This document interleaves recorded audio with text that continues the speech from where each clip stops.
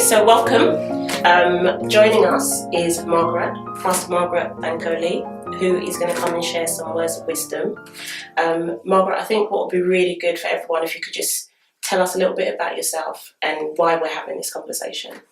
Right. My name is Pastor Margaret Bankole. I'm a barrister. I've been a barrister for 30 years.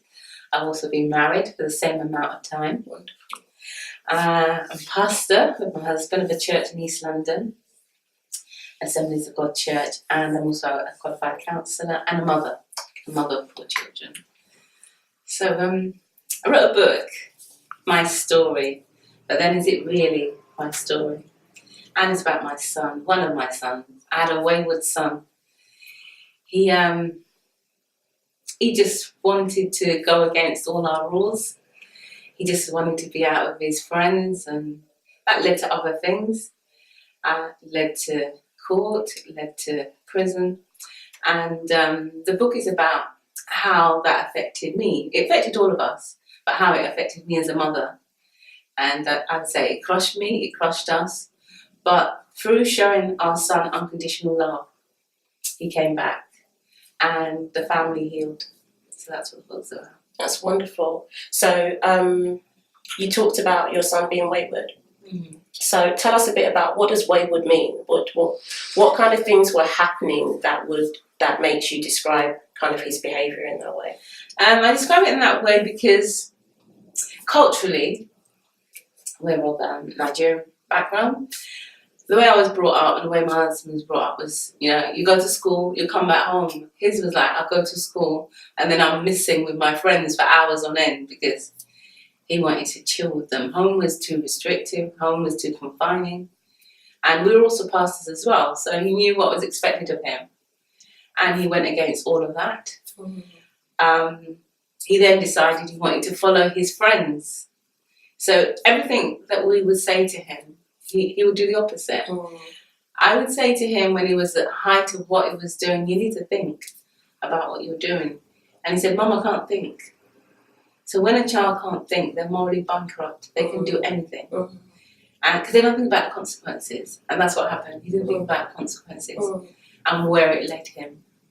It's only when he finally found himself in prison that he began to think, what steps did I take to get here? And even the prison guards would say, what are you doing here?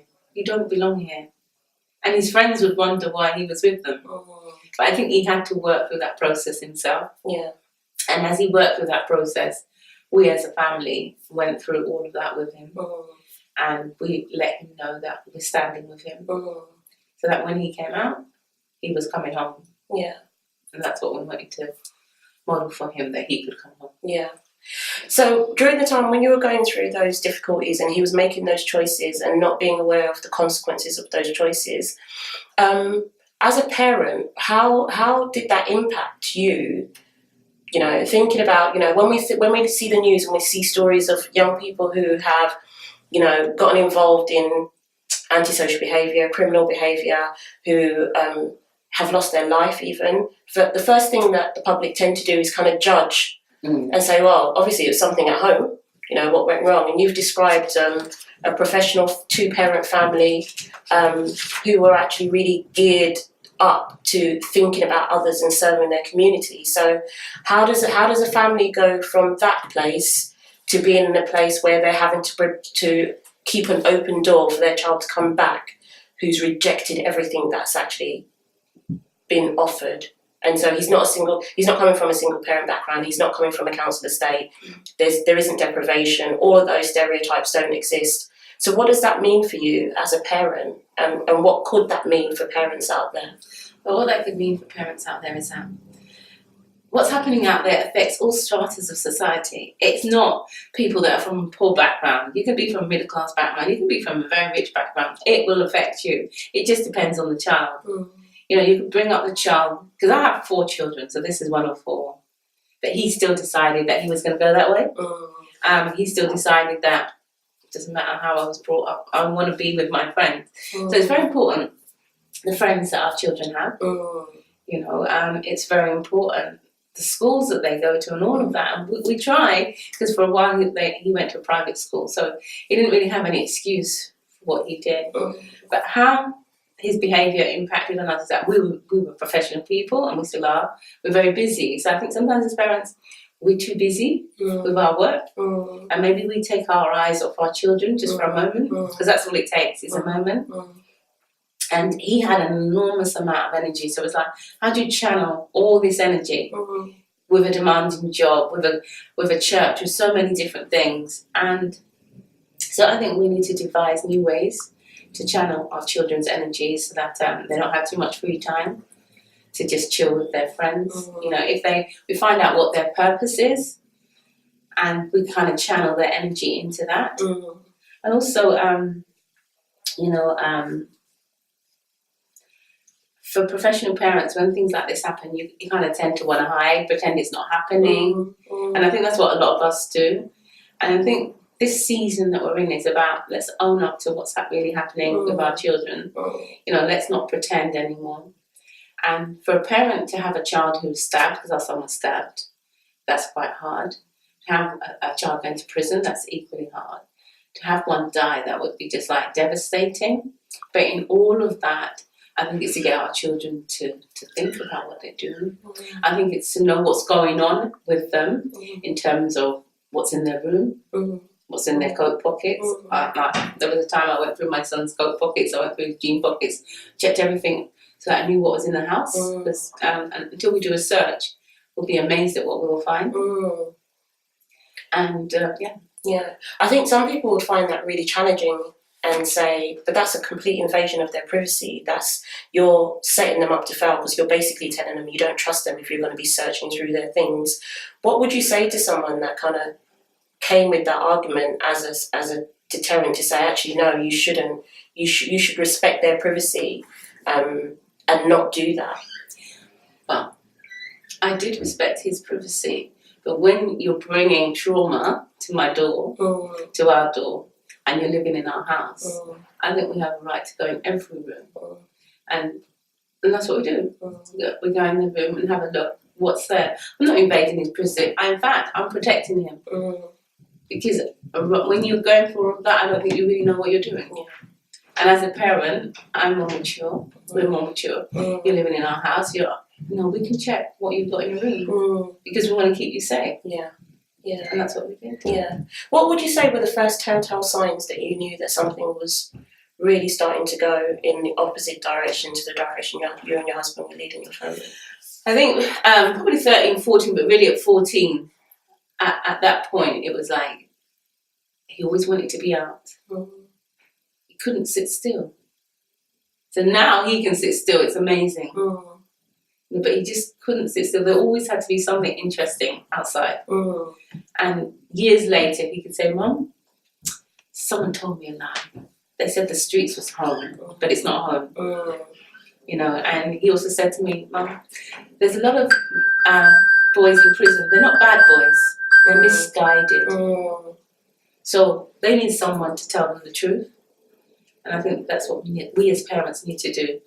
Is to tell them the truth, because it's very hard for a mother to hear that boys are dying. You've given birth to a child, and that's not in your wildest imagination that a child could die, a child could get stabbed, a child could get shot or go to prison.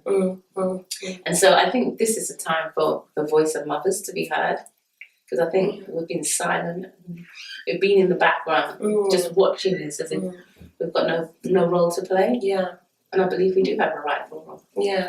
And what would you say to the mothers and the carers and the aunties and the godparents? What would you say? What would be your rallying cry to them, as it were, in how we support our young people? Right. My rallying cry would be, no matter what your child has done, it's still your child. Don't give up on your child. Because we could have given up on our child and we would have lost him. But we didn't. We showed him love, unconditional love. We were there for him when it was visiting times. I even found out about a family day where you could spend 5 hours with him. I found out about a course where every week for about 6 weeks I could see him for 5 hours. I was showing him that, look, we love you. This is how much you've hurt us, but we still love you. And then he saw the hurt, and he saw the pain, and he saw the trauma, and he decided, you know what, they love me. Why am I doing this? And he made that decision to turn around. God spoke to him, and he made that decision. What would you say to the parent who says, do you know what, I hear you, and I really admire that you did all of that, and I really admire that you kept that door open and you showed love and you went on all those visits, but not me. He knows or she knows what my standards are, and if that's the choice that they've made that choice, and it's got nothing to do with me anymore. I've washed my hands off them. Yeah, we could have made that decision, washed our hands of him, but what would that have achieved? So if you wash your hands of them, prison is like a revolving door. It will keep taking them back unless it's broken. So, you know, as much pain as they've caused you, as much trauma as they put you through, you can't let them go. You can't wash your hands of them. Who's going to pick them up? Because then they're going to think, well, mum doesn't care, dad doesn't care. I can carry on doing what I'm doing.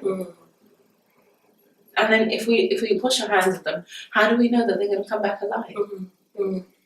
No, I think that's too much of a price to bear. I don't think we can afford to wash our hands of them.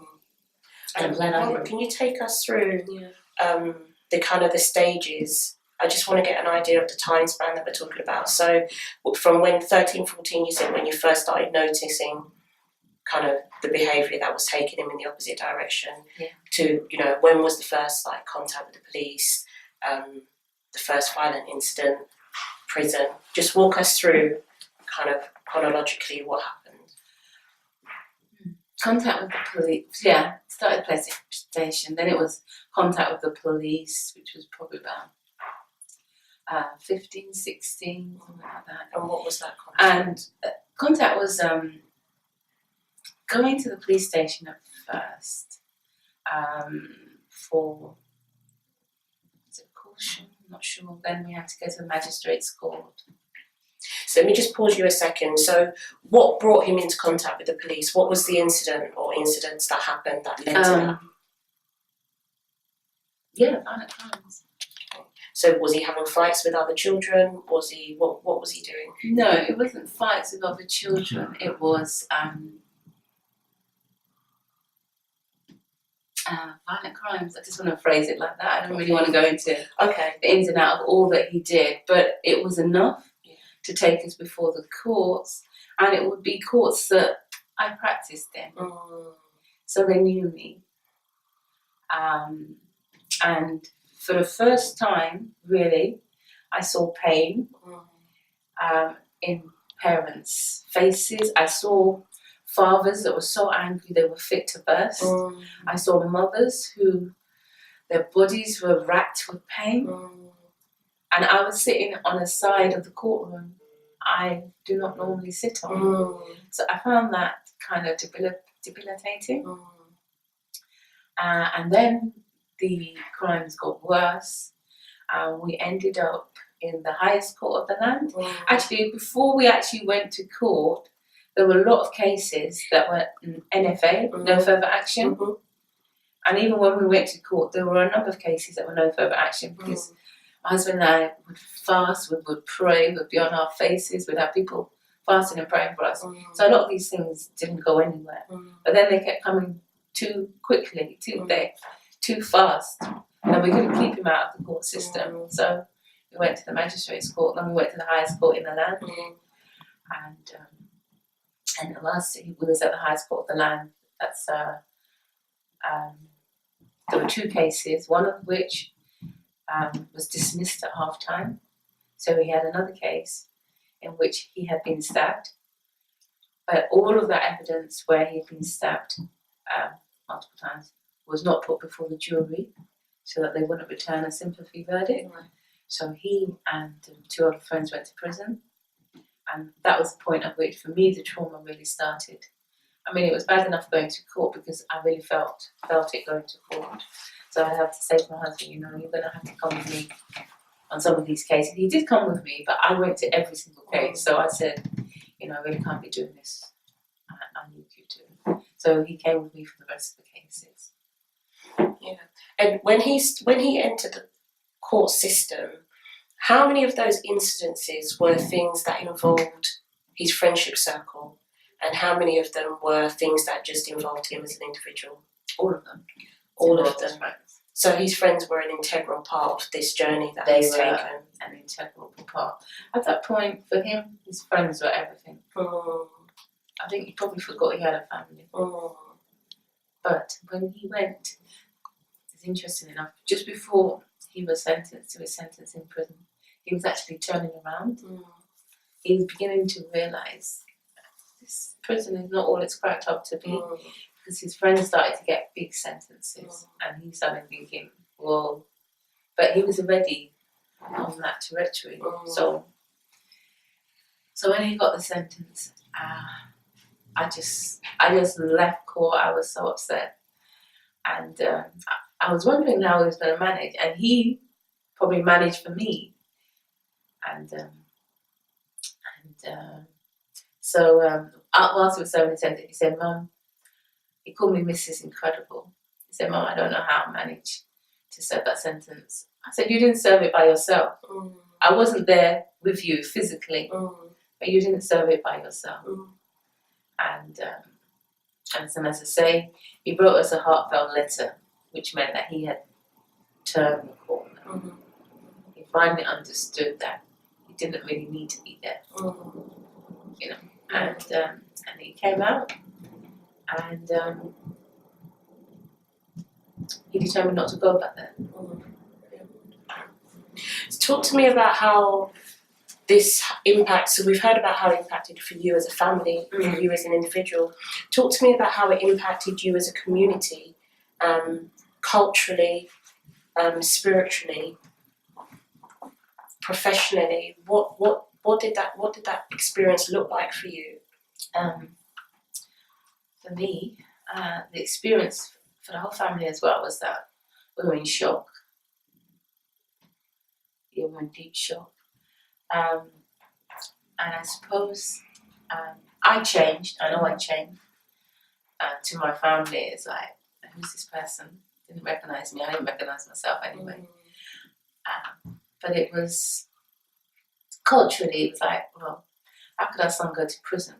But then when I'm at court, I see so many names, African names, in court, when years and years ago it was not so.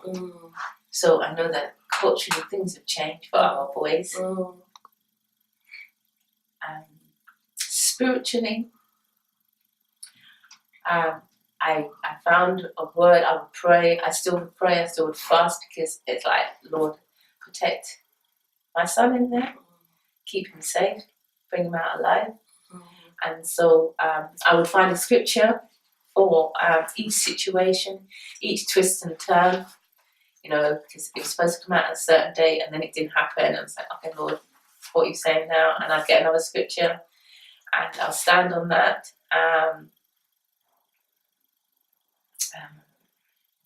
And my family, they kind of like my husband and my children, kind of left me alone a bit, only because I was handling it the way I was handling it. And I said to my husband, I'm going to write a book. And I think he just said, yeah, okay, go on. I think he would have let me do anything at that time. So I started to write down my thoughts about how I was feeling and during that period. And I'm not sure that my husband actually thought it would be a book. But I was determined it would be a book so I could hand him a copy.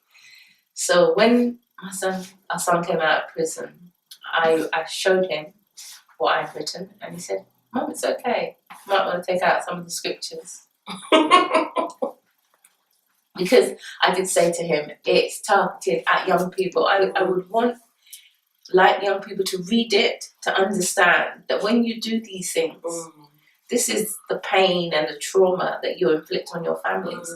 So when you do these things, it's not just about you. Your family is all involved in all of this. If people think they didn't bring you up properly, they didn't. It's none of that. You chose to do what you did. And what you did, and that's what God showed me, is that what you did doesn't define me. You know, my other children didn't go that way. So he read it, and the book is enough pages so our young people would read it, because I know they don't read big books. but it's what's in the book. And it's also a book to pastors, because sometimes as pastors, we never want to admit that anything like this could touch us. But there are enough pastors' children that are in prison. I went somewhere recently and the person said 40% of the young boys that are in prison for crimes like murder and what have you come from Christian homes.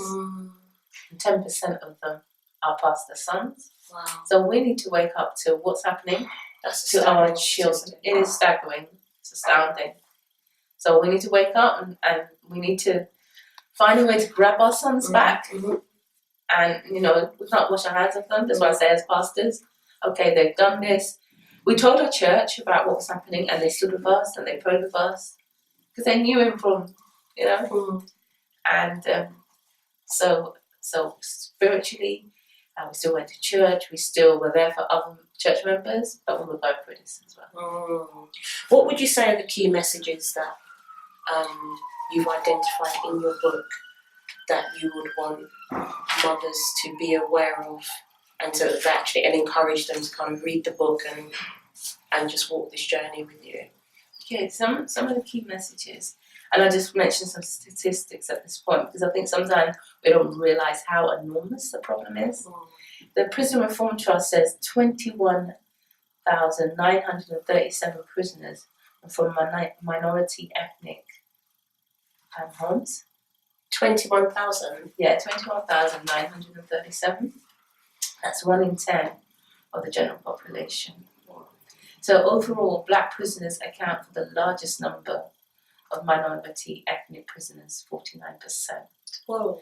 David Lammy, Member of Parliament, in his report and review, which was published last year, regarding the treatment of and outcomes for black, Asian and minority ethnic individuals in the criminal justice system, said there's still a bias and overt discrimination in parts of the justice system.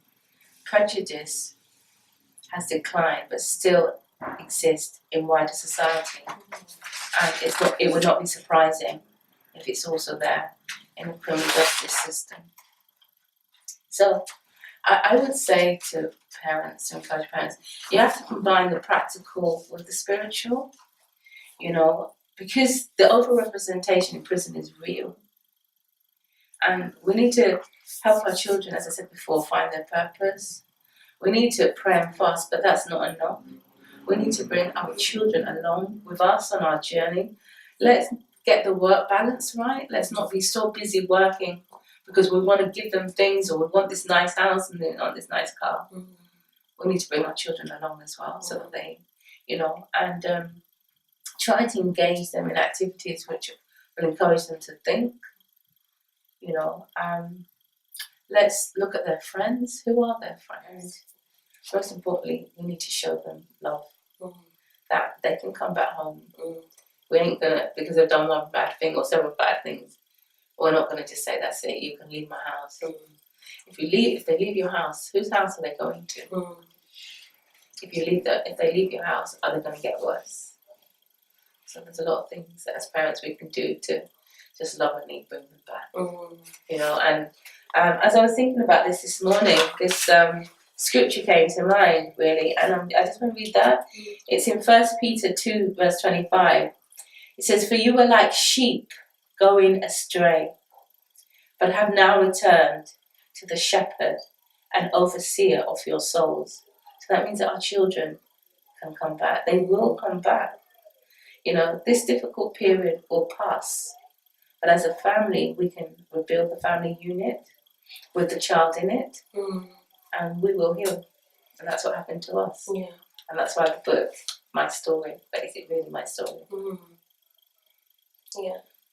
Thank you for being so brave and so honest and so open. I think our audience are going to be very mixed. There are going to be many people there who would identify themselves as Christians, but there could be many people there who'd say, I'm not Christian, I'm not religious, I'm spiritual, I don't believe in any of that. What would be the one message that you would want them to hear from everything that you've shared?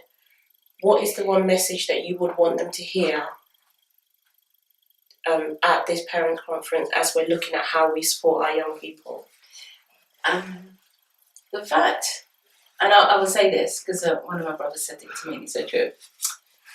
The book, although I've written it from a Christian perspective, it's talking about pain and trauma. So you don't have to be a Christian to experience pain and trauma. You know, it could be anybody's pain, anybody's trauma, but it's a way of handling it. And I would say the one thing is to show your child unconditional love, that you love them. In spite of what they've done, you love them. And in spite of what they've done, they can come home. Doesn't mean they can come home and do whatever they like, but they can come home because you're still there for them as a parent. You're still there willing to see them through their change. And once they know that you haven't completely abandoned them and that they can still come home, they will find their way home. Brilliant, thank you. Thank you as well.